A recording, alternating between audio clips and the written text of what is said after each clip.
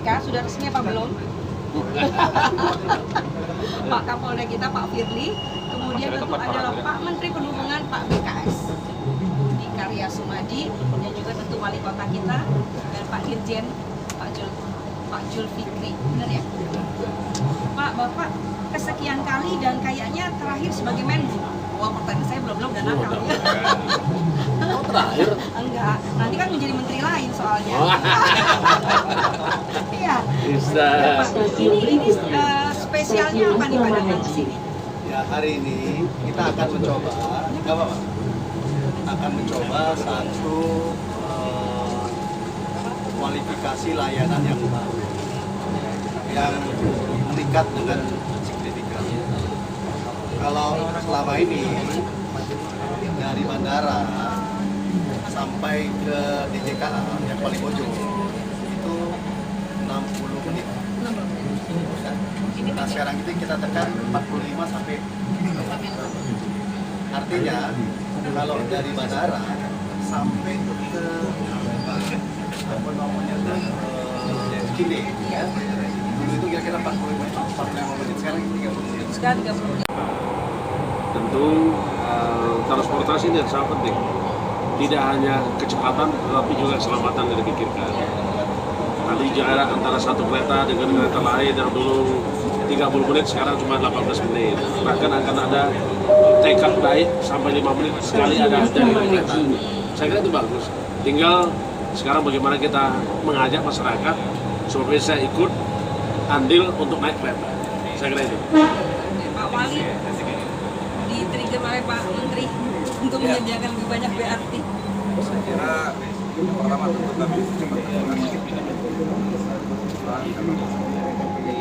Stasiun berikutnya, Stasiun Turi Rayu. memberikan pelayanan yang nyaman, yang layak kepada masyarakat. Itu kami mempunyai komitmen terkait dengan bagaimana minimalkan. Hati-hati, pintu akan dibuka. Karena kami sudah membuat peraturan wali kota diwajibkan kepada seluruh pegawai setiap hari Selasa. Oh, setiap hari Selasa ya? Nggak kurang, Pak? Nggak kurang? Nanti setelah mereka itu akhirnya ya namanya dikenalkan dulu. Ya, ada rasa sayang nanti mungkin akan meninggalkan kendaraan. Okupansinya kan sekarang ini dari 30% jadi 40%, fungsinya 60%, bahkan jadi 80%. Ya. Karena saya pikir kalau ini okupansinya meningkat, manfaatnya pasti macet. Yang kedua polusi, ya. Dan Palembang harus bangga jadi contoh. Ya, jadi okupansi kita tingkatkan. Makanya saya dari Jakarta saya kontrol. Aku kalau bisa 47 menit aku datang ke Palembang lagi. Jadi target ya Pak ya? Iya, saya datang ini karena mereka berhasil 47 menit. Selamat, terima kasih. Titik kereta api.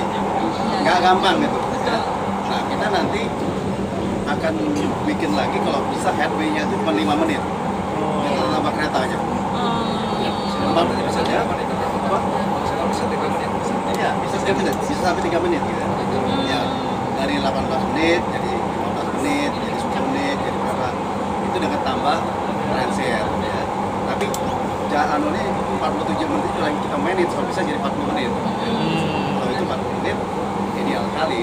Itu paling Law enforcement nanti kalau ada apa-apa ya.